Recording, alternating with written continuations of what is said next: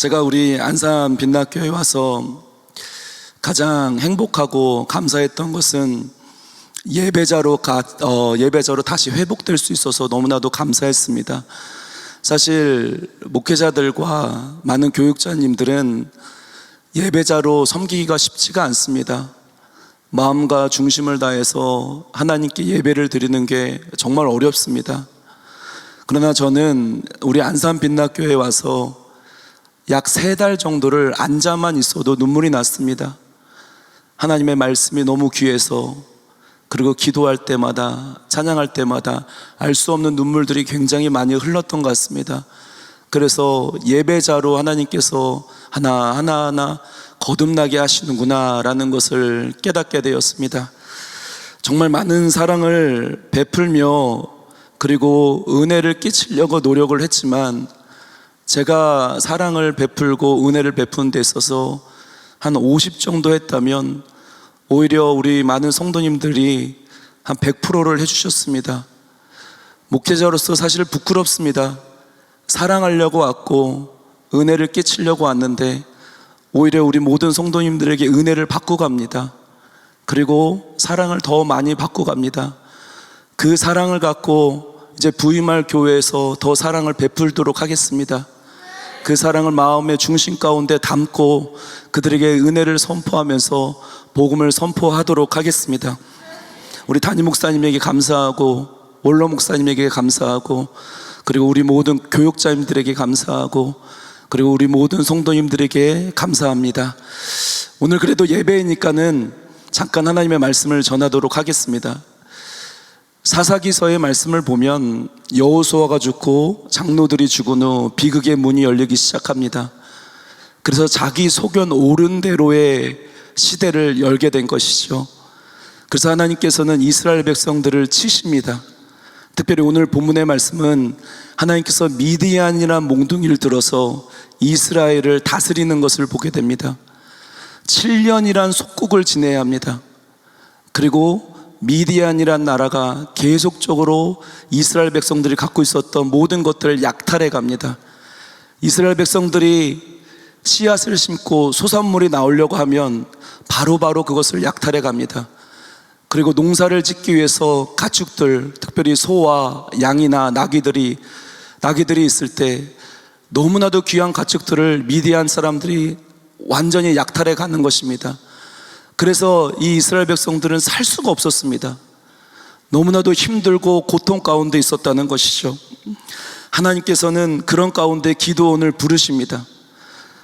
그러나 오늘 본문 앞에 문맥을 보면 먼저 하나님께서 이름 모를 무명 선지자를 통하여서 말씀하시죠. 그 말씀은 다른 것이 아니었습니다. 하나님의 이 언약적 구원을 말씀하셨습니다. 애굽에서 출애굽한 것은 하나님의 은혜였다. 그리고 모든 것들을 하나님께서 이들에게 먹이시고 입히시고 만나로 이들을 채워주셨고, 이 이스라엘 백성들에게 늘 동행하시고 함께 하셨다는 것을 말씀하셨다는 것입니다.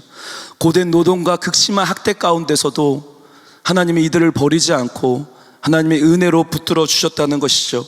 그런데도 불구하고 이스라엘 백성들은 이것을 믿지 못하였습니다.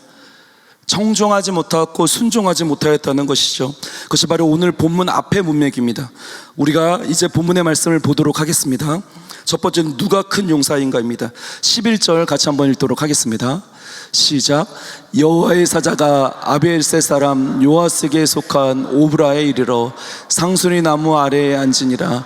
마침 요아스의 아들 기드온이 미드암 사람에게 알리지 아니하려 밀을 포도주 틀에서 타작하더니, 보면 11절을 말씀을 잘 보시면 미디안이란 나라가 이제 이스라엘을 약탈하기 시작하는데 기드온은 지금 뭐라고 있습니까?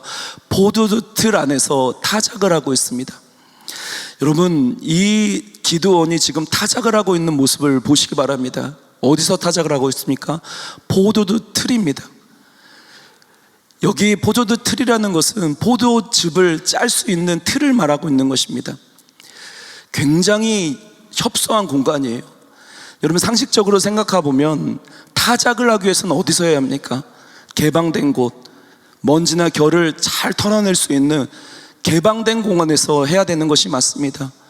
그런데 지금 기도원은 개방된 공간이 아니라 협소한 포도주 틀 안에서 지금 타작을 하고 있습니다. 왜 그렇습니까? 미디안 사람들에게 알리지 아니하기 위해서 그렇습니다. 즉 미디안 사람이 알기 시작하면 자신이 타작한 것마저도 모두 다 싹쓸이 다 약탈을 당하니 기도원이 그렇게 숨어서 지금 타작을 하고 있는 것입니다. 여기 타작이라는 것은 하바트로서 덜덜덜덜 두려워 떨다는 뜻이죠. 이렇게 생각하시면 됩니다. 기도원이 굉장히 두려워하고 있습니다. 이 협소한 공간에서 누가 오나 안 오나 눈치를 보고 있으며 자신의 먹을 것을 빼앗길까 봐 두려움에 떨고 있다는 것입니다. 이 기도원은 그런 사람입니다.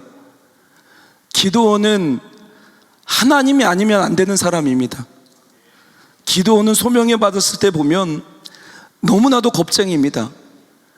최고의 겁쟁이, 그렇게 상겁쟁이입니다. 사실 기도원 하면 딱 떠오르는 이미지가 바로 기도원과 300용사죠. 300용사라는 것은 정말 큰 용사입니다. 그러면 기도원은 용사가 아니란 뜻입니까? 아니죠. 기도원은 용사 중에 용사입니다. 여러분, 용사하면 딱 떠오르는 이미지가 무엇인가요? 강력한 카리스마를 장착하고 리더십을 장착하고 복근에 빨래판 정도는 있어야 되는, 이 초콜릿 정도는 있어야 돼, 2두박근 3두박근 있어야 되는 그러한 자가 용사입니다.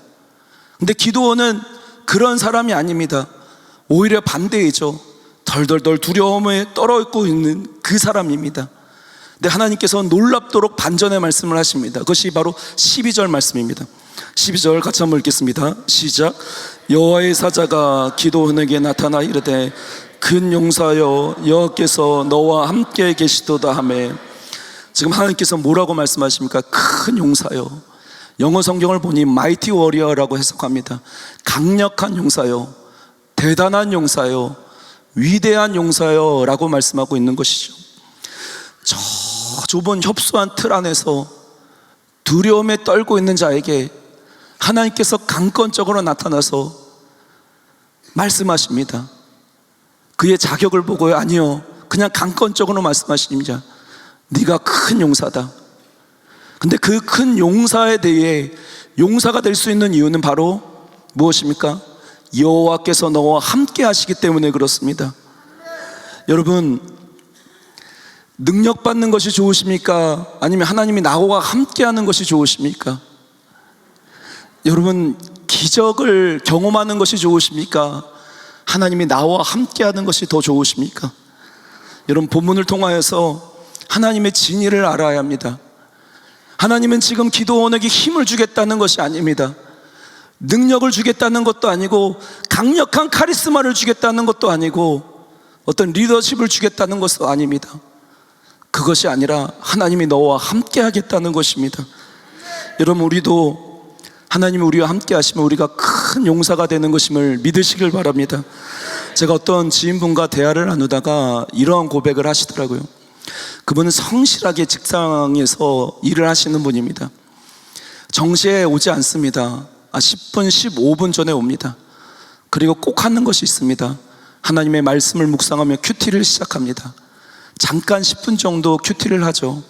근데 어느 공동체든지 꼭 한 사람은 나를 힘들게 하는 사람들이 있죠. 직장 상사 중에 한 명이 손가락질을 하면서 나무라 합니다. 왜 직장에 나와서 개인 일을 보느냐, 왜 직장에 나와서 딴짓하느냐. 그 소리를 듣고 마음이 너무 힘들었다고 합니다. 그리고 기도하기 시작하죠. 하나님, 직장을 때려쳐야 할까요? 아니면 큐티를 그만둬야 될까요? 기도를 막 하는 가운데 하나님께서 주시는 마음이 있었다고 합니다. 그것이 바로 화장실로 가라. 화장실로 가서 그 변기통에 앉아서 하나님 말씀 묵상해라. 문을 닫고서 거기서 하나님 만나라 라는 하나님의 마음을 주셨다고 합니다. 그러면 여러분, 이분이 용사인가요? 아니면 겁쟁인가요? 여러분, 자신이 갖고 있는 환경과 여건과 자리가 어떻든 하나님이 우리와 함께 하시면 그 사람은 용사입니다. 하나님의 임재가 있는 그곳이 하나님께서 함께 하시는 곳이므로 큰 용사가 될 수 있는 것입니다. 우리도 사실 믿지 않는 남편과 아내, 친인척들, 주변의 사람들이 나를 위축되게 할 때가 있습니다. 그때마다 기억해야 될 것은 하나님이 나와 함께 하시면 나는 큰 용사이다, 나는 위축되지 않는다, 나는 믿음으로 살아갈 수 있다. 이 고백이 우리의 고백이 되어야 될 줄 믿습니다. 여러분 잊지 마세요. 우리가 누구인지가 중요한 것이 아니라 우리 안에 누가 계시는가가 중요합니다. 다시요, 우리가 어떤 사람인지가 중요한 것이 아니라 내 안에 누가 계시는가. 근데 감사한 것은 하나님이 우리와 함께 하시겠다고 말씀하십니다. 그리고 그 함께 하심이 주님의 능력이라는 것입니다. 두 번째는 보냄받은 자입니다. 하나님께서는 하나님의 사자를 통하여 네가 큰 용사이다 라고 말씀하셨습니다. 그럼 믿어야 하는데 기드온은 이것을 믿지를 못합니다.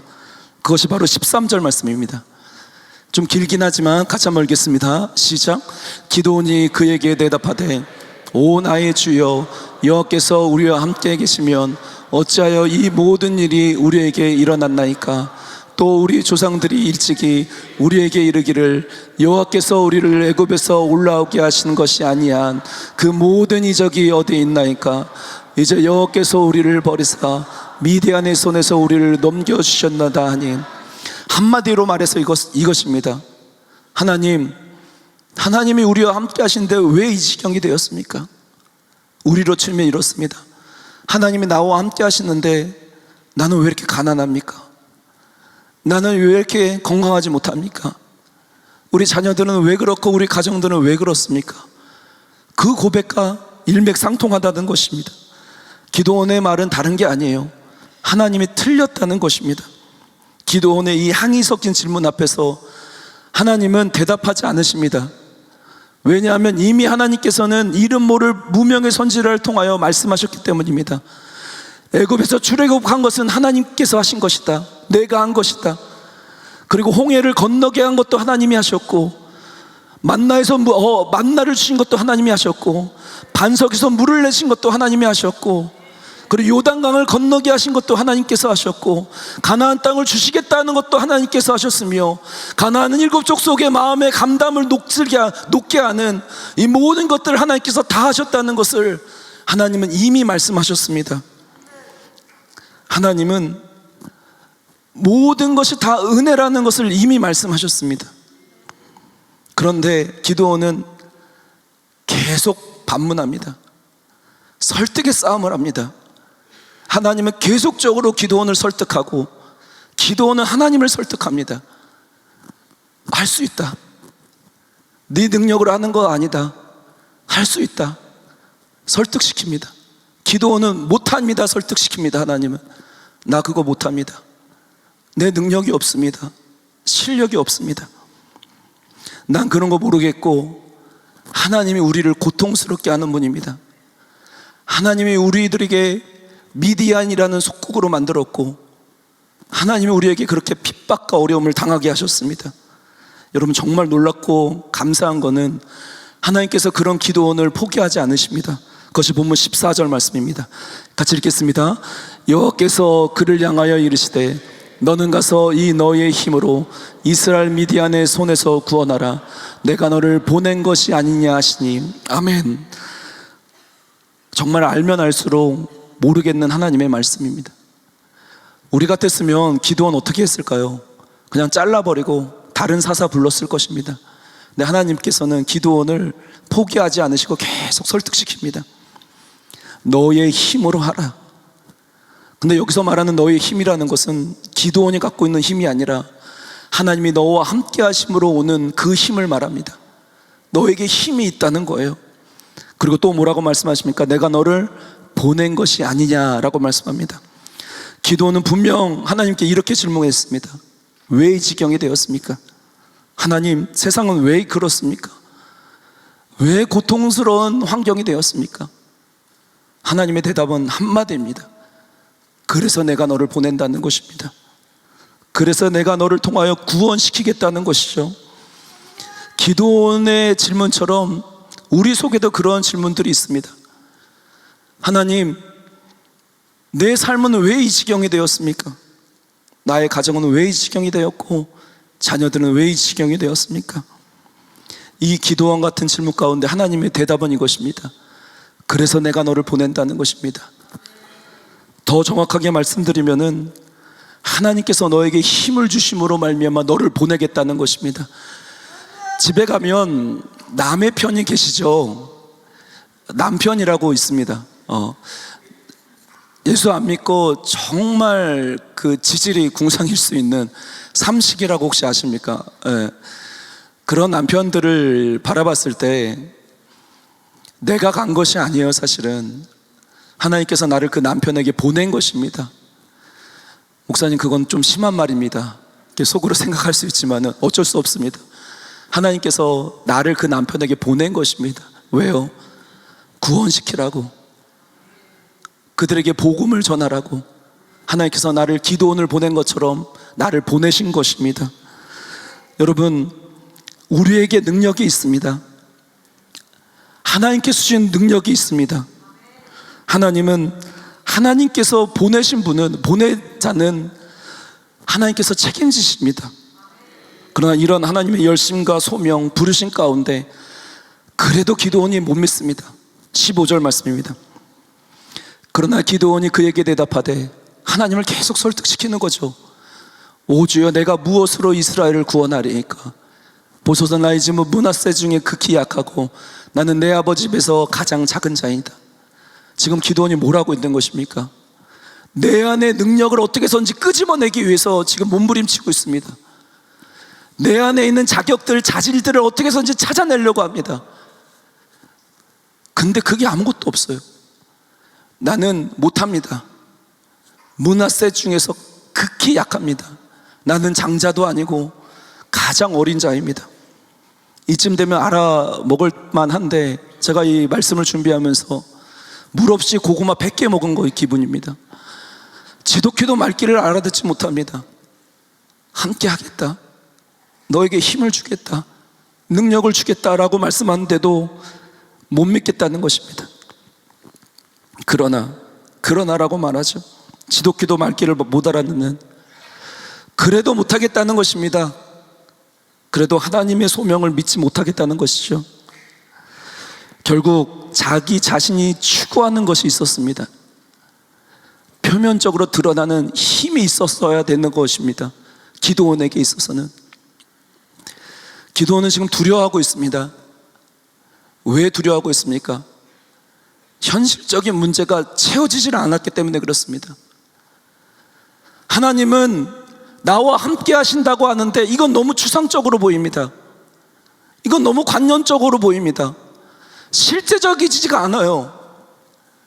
차라리 군사력을 주시고 능력을 주시고 힘을 주시고 기적을 주시면, 무언가 하나를 주시면 내가 믿겠는데, 실질적이고 현실적인 것을 주시면 믿겠는데, 하나님이 나와 함께 하신다? 이건 너무 추상적으로 보입니다. 그래서 두려움에 덜덜덜 떨고 있는 것입니다. 이런 믿음 없는 기도원에게 16절입니다. 16절 같이 한번 읽겠습니다. 시작. 여호와께서 그에게 이르시되, 내가 반드시 너와 함께 하리니 내가 미디안 사람 치기를 한 사람 치듯 하리라 하시니라. 지독히도 말귀를 알아듣지 못하는 기도원에게 하나님은 또 설득하시죠. 내가 너와 함께 하겠다는 그 말씀을 믿지를 못하니, 너와 함께 하겠다는 그 문장 앞에 뭐가 붙어져 있습니까? 반드시가 붙어 있습니다. 반드시 내가 너와 함께 하겠다고 말씀하고 있는 것입니다. 그럼에도 불구하고 기도원은 또 못 믿습니다. 우리랑 동일하죠. 염려하지 말아라, 걱정하지 말아라, 근심하지 말아라 말씀하는데도 우리는 그것을 잘 믿지 못합니다. 여러분, 이 기도원 믿지 못하니 이제는 무엇을 합니까? 기적 좀 보여주세요. 저 지팡이 끝에 불을 붙여주세요. 이것을 넘어 양털 뭉치의 그 사건을 아실 것입니다. 양털 뭉치에만 이슬이 떨어지게 하시고 그 주변은 마르게 해주세요. 그렇게 하십니다. 기적을 보여주십니다. 그것도 못 믿겠으니 이제는 양털 뭉치 말고 그 주변에만 이슬이 떨어지게 해주세요. 하나님이 또 그렇게 하십니다. 여러분, 어쩌면 이 기도원이라는 이미지를 산산조각 냈는지도 모릅니다. 그러나 기도원이 중요한 것이 아니라 기도원과 함께 하신 하나님이 중요하십니다. 기도원에게 하나님께서 능력 주시고 함께 하심으로 기도원을 사용하십니다. 나의 오역과 실패와 연약함을 뚫고 일하신 하나님, 여러분, 우리의 싸움은 내 안에 어떤 능력이 있는 싸움이 아닙니다. 내 안에 어떤 자질이 있고 자격이 있는 싸움이 아닙니다. 우리의 신앙의 믿음 생활은 하나님이 나와 함께 하시느냐 함께 하시지 않느냐의 싸움입니다. 그런데 하나님께서 말씀하십니다. 임마누엘 되신 하나님께서, 전능하신 하나님께서 우리와 함께 하실 때도 말씀하고 계십니다. 저는 사실 청빙이 확정되고 나서 기뻤을까요? 기쁨보다도 두려움이 확 엄습하기 시작하였습니다. 이 두려움 때문에 잠도 제대로 못 자고 기도가 나오질 않습니다. 그리고 이 두려움의 정체를 찾아내기 위해서 기도합니다. 하나님, 왜 두려운 걸까요? 그리고 나름대로 생각한 것이, 내 안에 능력이 없구나, 내 안에 가진 것이 없으니까 두려워하고 있는 거구나. 어떤 치유의 은사를 주시면 좋겠는데, 가르치고 다스리며 성도들을 사랑할 수 있는 그런 은사들, 그리고 기도하기 시작합니다. 하나님, 가르치는 은사 달라고, 다스리는 은사 달라고, 이런 능력 달라고, 힘 달라고 기도합니다. 근데 이 두려움이 사라지질 않습니다. 두려움이 계속 엄습하게 들기 시작하는데 왜 두려울까요, 하나님? 하나님께서 말씀하시는 이것입니다. 능력이 아니라 내가 너와 함께 하겠다는 것입니다. 기적이 아니라 내가 너와 함께 하겠다는 거예요. 힘이 아니라 내가 너와 함께 하니 두려워하지 말아라. 너 혼자 가는 것 아니다. 나와 함께 하는 것이다. 하나님께서 그런 마음과 감동을 주셨습니다. 그때 두려움이 하나하나 벗겨지기 시작하는 것입니다. 그러면서 설득하고 계십니다. 지금도 하나님께서 괜찮다, 할 수 있다. 너의 힘이 아니라 내가 너와 함께함으로 오는 힘이 있다. 그것이 너의 능력이라고 계속 지금도 설득하고 계십니다. 근데 저는 기도원 같은 사람이에요. 또 하나님을 또 설득시킵니다. 그거 말고요, 설교의 은사 주세요. 기도의 은사 주세요. 손 얹으면 치유의 은사가 되는 그런 거 주세요. 교회를 부흥시킬 수 있는 능력 주세요. 그때 또 하나님 또 설득하십니다. 그거 말고 내가 너와 함께 하겠다. 사실 우리들 또한 기도원 같은 사람들이 아니었습니까? 소심하죠. 그리고 능력도 없습니다. 조금만 문제가 생기면 두려움에 덜덜덜덜 떱니다. 그런 하나님께서 우리를 포기하셨나요? 아닙니다. 지금도 인도하시고 앞으로도 여러분들을 설득해 나가실 것입니다. 여러분, 하나님의 설득 앞에서 하나님을 설득시키려고 하지 마세요. 하나님은 설득의 대가입니다. 하나님의 설득을 이길 수는 없습니다. 하나님의 고집을 이길 수는 없습니다. 하나님이 너와 함께 하겠다, 여기 앞에서는 무릎 꿇을 수밖에 없습니다. 저는 우리 단원 목사님께 너무 감사한 것이, 목사님과 가끔 이렇게 만나면, 목사님 사실 두렵습니다. 저희 아내도 그렇고 저도 그렇고 두렵습니다. 만날 때마다 얘기 드렸던 것 같아요. 그때마다 목사님께서, 제가 기억나는 그 말씀이 무엇이었는가 하면, 사역은 원래 두려운 거야, 사명은 원래 두려운 거야, 그렇게 말씀하셨어요. 제가 그 얘기를 듣고 마음이 사실 굉장히 힘들었어요. 그러나 말씀을 묵상하며 기도하면서 예수 그리스도의 십자가를 묵상하기 시작합니다. 우리 주님께서 겟세마네 동산에서 십자가로 가셨을 때 얼마나 두려워하셨습니까? 그 십자가로 가야만 하는데, 그 십자가를 통과해야지만 부활의 영광이 드러나는데 얼마나 두려워하셨습니까? 저는 사실 이 사명과 사역이 기쁨만으로 하는 것이지 알았습니다. 근데 하나님께서 주시는 사명은, 때로는 사역은 두려움으로 해야 되는 일들도 있습니다. 그 얘기를 듣고 더 힘이 났어요. 사실은 담임 목사님께 감사하고, 그리고 우리 교육자님들에게 감사하고, 우리 모든 성도님들에게 감사합니다. 저는 이제 다른 교회로 갑니다. 다른 교회로 가지만 저 혼자 가는 것이 아니라 하나님과 함께 갑니다. 여러분들도 마찬가지입니다. 직장과 사업장과 가정, 나 혼자 가는 거 아닙니다. 하나님과 함께 가는 것입니다. 우리는 큰 용사입니다. 믿음으로 이겨내시고 항상 승리하시길 바랍니다.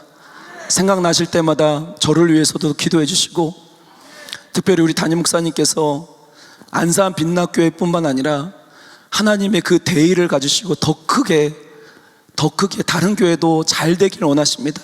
그래서 저를 너무 많이 도와주셨고 너무 많이 축복을 해주셨습니다. 너무나도 큰 은혜였습니다. 저와 여러분, 우리 모두가 하나님의 나라를 품고 큰 용사로 크게 쓰임 받으시기를 주 예수 그리스도의 이름으로 축복합니다. 기도하겠습니다.